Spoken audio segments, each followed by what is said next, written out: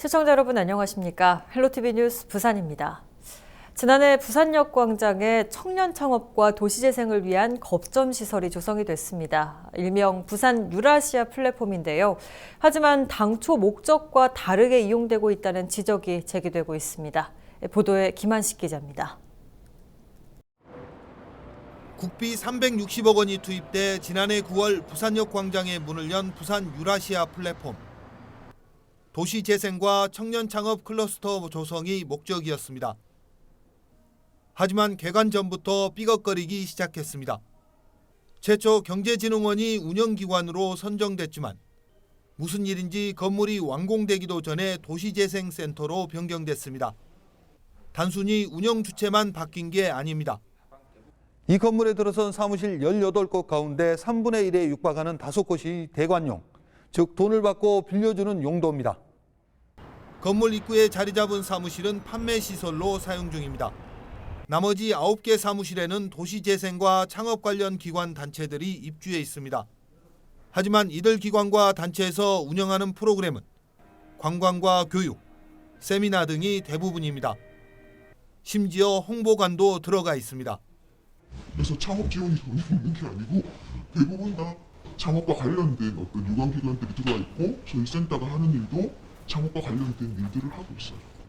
하지만 당초의 유라시아 플랫폼 조성 목적과 다르다는 지적이 제기됐습니다. 입주 기관 대부분이 부산시의 위탁 운영 기관들로 청년 창업보다는 단순 대관 수준에 머물고 있다는 주장입니다. 심지어 또 다른 목적인 북한과 부산역, 원도심 통합 거점 시설 역할도 하지 못한다는 겁니다. 이 때문에 청년 창업과 도시재생이라는 당초 목적을 위해 운영기관을 재검토해야 한다는 지적입니다. 청년들의 창업을 할 수 있는 그 스타트업 기업이라든가 일자리라든가 이런 것들을 제대로 키워낼 수 있는 그런 전문성이 있는 기관이 들어와서 지난 2014년 전국 최초로 도시재생 경제기반형 국가선도사업에 선정돼 부산역 광장에 자리 잡은 부산 유라시아 플랫폼. 설립 취지를 살리지 못하고 세금만 낭비하는 건 아닌지 철저한 점검이 필요해 보입니다. 헬로티비 뉴스 김한식입니다.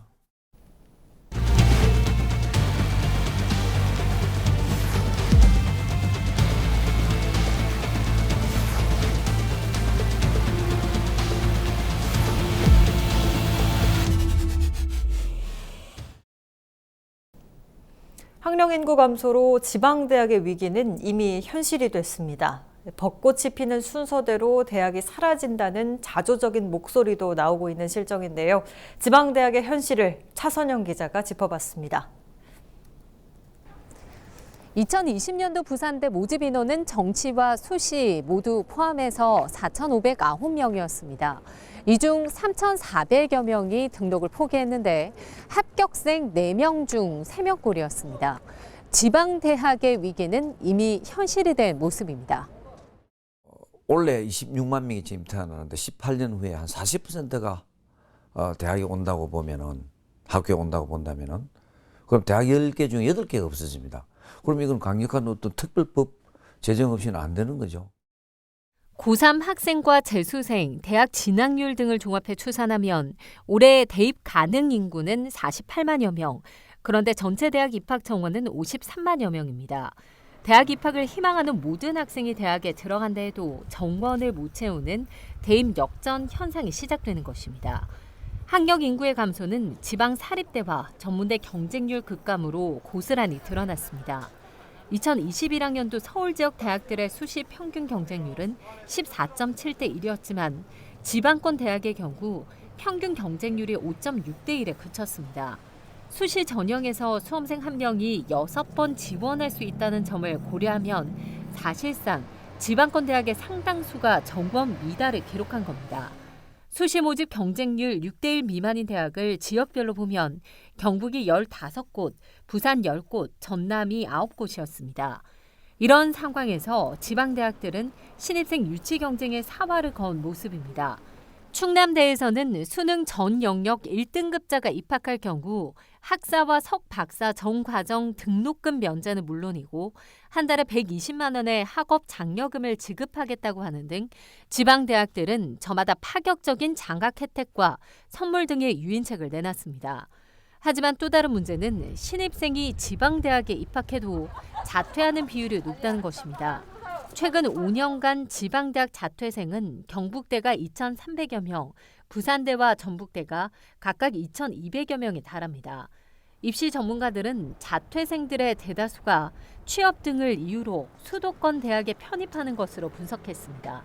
학생들이 대학을 합격하고도 중도 탈락률이 점점 증가한다는 것은 취업에 대한 확신이 없기 때문에 중도 탈락률이 높아지는 것으로 보입니다. 대학교육연구소는 저출산 등으로 2037년이 되면 신입생 충원율이 70% 미만인 지방대가 209곳, 전체의 84%에 달할 것이라고 분석했습니다. 서울에 있는 대학을 특별법을 제정해서 지방으로 흩자. 아니면은 서울에 학령 인구 대비 30% 정원을 묶자. 묶지 않으면 전부 서울에 대학보다 먼저 들어가고 벚꽃 피는 순서대로 대학이 사라진다잖아요. 지방대학의 체질 개선과 함께 적극적인 정부의 재정 투입 등 지방대학을 살리기 위한 묘책 마련이 시급해 보입니다. 헬로티비 뉴스 차선영입니다. 지방대학의 위기를 가속화하는 가장 큰 요인 중 하나로는 정부의 선별적인 재정 지원이 꼽힙니다. 실제로 지방대학생 1명이 받는 국고보조금은 수도권 대학의 절반에도 못 미쳤는데요. 재정 지원 방식이 이제는 바뀌어야 할 때라는 지적입니다. 한범호 기자가 취재했습니다. 지난 1998년 지역균형 개발 차원에서 세워진 충남도립대. 대통령 공약으로 설립된 만큼 개교 초기 정부의 전폭적인 재정 지원을 받았습니다. 하지만 그때뿐 충남도가 운영을 도맡은 뒤부턴 지원이 끊겼습니다.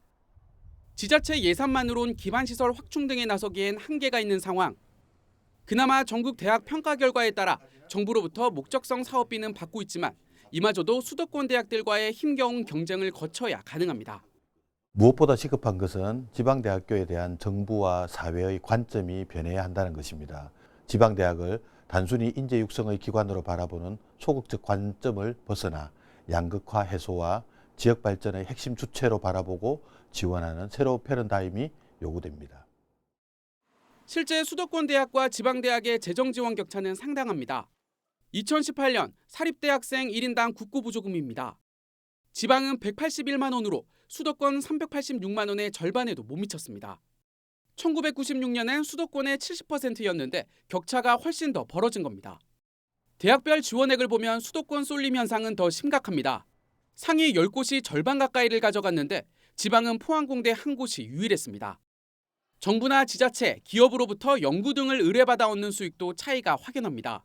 학생 1인당 산학협력 수익은 38만 원으로 수도권의 3분의 1 수준에 불과했습니다. 평가를 통한 선별적, 차등적 지원이 대학 양극화로 이어지는 악순환이 반복되고 있다는 지적입니다. 20여 년 넘게 지금 선택과 집중에 따른 재정 지원 방식이 확대되면서 물정적 성과 지출 폐단도 굉장히 많이 나타나고 있거든요. 대학의 운영비 등으로 사용할 수 있는 일반 재정 지원 사업의 폭을 좀 확대하고 지금과 같은 선택과 집중에 의한 특수 목적 지원 사업을 좀 축소시키는 방향을 통해서 정부가 재정 절반 이상을 지원하는 정부 책임형 사립대학 도입 등 새로운 재정 지원 방식에 대한 논의가 시급하다는 목소리가 커지고 있습니다. 헬로티비 뉴스 한보호입니다. 코로나19 장기화와 단체 헌혈 급감 등으로 부산 지역 혈액 보유량에는 비상이 걸렸습니다. 코로나19로 인해 혈액이 부족한 상황에 해운대구가 다함께 청소의 날, 소독의 날에 이어 다함께 시리즈 세 번째인 헌혈의 날 행사를 마련해 주목받고 있습니다. 김현정 기자입니다. 해운대구 구남로 광장에 헌혈버스가 등장했습니다. 지난달 기준 부산 지역 혈액 보유량은 3일, 적정 보유량에 턱없이 모자라는 상황 속에 기초자치단체가 나섰습니다. 해운대구는 전국 지자체 최초로 지난 6월 14일을 해운대 구민 헌혈의 날로 지정한 이후 다 함께 헌혈의 날을 운영하게 됐습니다. 홍순원 해운대구청장이 헌혈 릴레이 1호로 팔을 걷어붙였습니다. 정말로 위급하고 어려운 분들이 혈액이 부족해서 아까운 생명을 잃는 그런 일은 없어야 되지 않겠습니까? 그래서 우리 구가 헌혈의 날을 정해보자 라고 했고, 정작이 먼저 한번 시범적으로 하고 그 다음에 우리 구민들이 스스로 동참하실 수 있는 그런 기회가 왔으면 하는 바람으로 해운대구는 11월을 구민 헌혈의 달로 정하고 11일 군함로를 시작해 오는 24일까지 동별로 찾아가는 헌혈 버스를 운영할 계획입니다. 지자체에서 개인 지역의 헌혈자들이 많이 참여할 수 있도록 홍보하고 선도해 주는 것은 부산은 물론이고 전국적인 모델로 또 이런 생활 속 헌혈이 자리 잡는 데 큰 기여를 할 걸로 생각하고 있습니다. 해운대발 전국 헌혈 릴레이의 다음 주인공으로는 LG엘로비전 부산방송 이재현 미디어 국장과 김영일 해운대 경찰서장, 장병찬 씨름 선수가 지목받았습니다. 생명을 전하는 특별한 나눔. 코로나19로 헌혈이 부족한 상황 속에 기초자치단체의 솔선수범의 운동이 어려운 시기를 극복하는 원동력이 되고 있습니다. 헬로티비 뉴스 김현정입니다. 부산시가 2021년도 주요 예산 계획을 발표했습니다. 본 예산 규모가 지난해보다 5.6%가량 늘었는데 핵심은 코로나를 극복하고 지역 경제를 회복하는 것입니다. 예산안의 주요 내용을 안수민 기자가 정리했습니다. 부산시의 내년도 본 예산은 13조 3천억입니다. 올해 당초 예산 12조 500억에서 5.6% 증가한 규모입니다. 내년 예산의 초점은 코로나 이후 시대로의 전환, 지역 경제 회복과 안전한 도시 조성, 복지, 문화정책 확대를 위해 전체 예산의 5.7%에 달하는 6조 9천억 원이 배정됐습니다. 위기를 넘어 새로운 기회를 만들겠다는 각오로 확장적이고 적극적인 재정 정책을 담았습니다. 어려운 재정 여건 속에서 뼈를 깎는 지출 구조조정 노력과 지방채 발행 등을 통해 마련한 소중한 예산인 만큼 한 톨 한 톨 모든 예산이 최대 효과를 발휘할 수 있도록 부산형 뉴딜 사업에 2,400억 상당이 편성됐는데 이 중 80%가 그린 뉴딜에 집중됩니다. 지역 소비 촉진을 위한 동백전 발행 사업 예산도 지난해보다 500억 늘려 630억 원을 배정했고, 가속화하는 청년 유출을 막기 위한 청년 일자리 사업 예산도 390억 상당이 투입됩니다.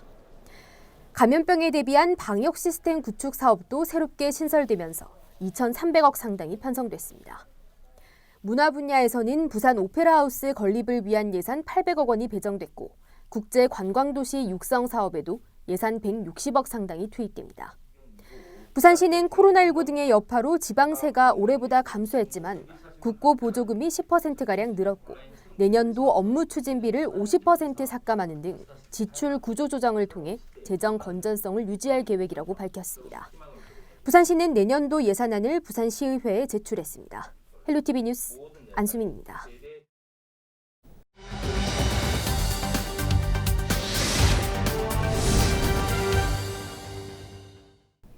도심 속 오지로 불리는 부암동 신선마을에도 변화의 바람이 불고 있습니다. 열악한 주거 환경이 개선되고 부족한 생활 인프라들이 확충되면서 마을이 변신하고 있습니다. 김한식 기자가 전해드립니다. 다닥다닥 붙은 주택과 미로처럼 얽힌 골목길, 도로 양쪽에는 불법 주정차 차량들로 가득 찼습니다. 고층 아파트들이 마치 포위하듯 둘러싼 이곳은 백양산 끝자락에 자리 잡은 부산 진구 부암동 신선마을입니다. 인접한 삼복도로는 많은 예산이 투입되면서 그나마 주민 편의 시설들이 들어섰지만 신선마을은 제외됐습니다. 주차 공간은 턱없이 부족하고 도로가 좁아 대중교통 이용도 어렵습니다. 전성기가 지난 마을엔 곳곳에 빈집 투성입니다. 고지대다 보니까 걸어 올라오는 것도 좀 힘들어서 버스도 다녔으면 좋겠어요. 공폐가가 너무 많아서 밤에 무섭고. 좀처럼 변하지 않을 것 같던 마을에도 새로운 바람이 불고 있습니다. 두려움의 대상이 됐던 빈집과 버려진 집은 사라지고 그 자리에 공유 주차장이 들어섰습니다. 사람 한 명 겨우 지날 정도의 좁은 골목길은 넓히고 백양산과 연결된 산책로도 조성될 예정입니다. 또 주민들의 안전을 위해 CCTV를 설치하고 붕괴 위험이 높은 옹벽 보수 공사도 진행됩니다. 특히 단절됐던 주민들의 공동체를 활성화하기 위한 공간들도 들어서게 됩니다. 마을 공유센터와 공폐가 철거 작업이 진행 중에 있습니다. 이후 주민 스스로 거점 시설을 운영하고 마을 공동체가 잘 활성화될 수 있도록 국비와 80억 원이 투입되는 마을 살리기형 도시재생 뉴딜 사업은 내년까지 마무리될 예정입니다. 헬로티비 뉴스 김한식입니다.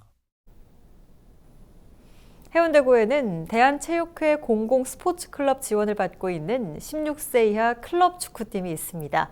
재능 있는 선수들이 축구의 기본기를 탄탄히 다지고 미래를 준비할 수 있도록 운영되고 있는데요. 전국 대표 선수가 선출되는가 하면 신입 선수들도 대거 입단하며 매년 성장해 가고 있습니다. 김현정 기자가 취재했습니다.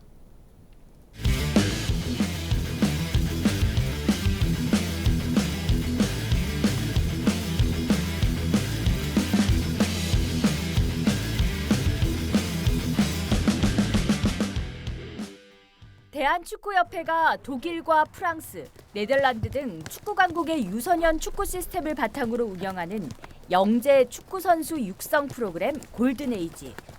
해운대구 FC U15 팀에서 창단 4년 만에 처음으로 골든에이지에 2명의 선수가 선발됐습니다.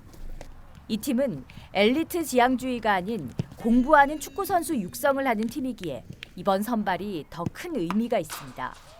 해운대구 FC가 기본기를 많이 하는 팀인데 거기서도 기본기 잘하는 애들하고 안 하는 애들 딱 나와요. 그래서 저는 기본기 훈련을 많이 해서 리턴 같은 것도 잘 되고 해서 훈련할 때 감독님한테 정말 감사하다 생각했고, 그리고 뽑히고 나서는 국가대표가 이런 느낌이겠구나 생각했어요.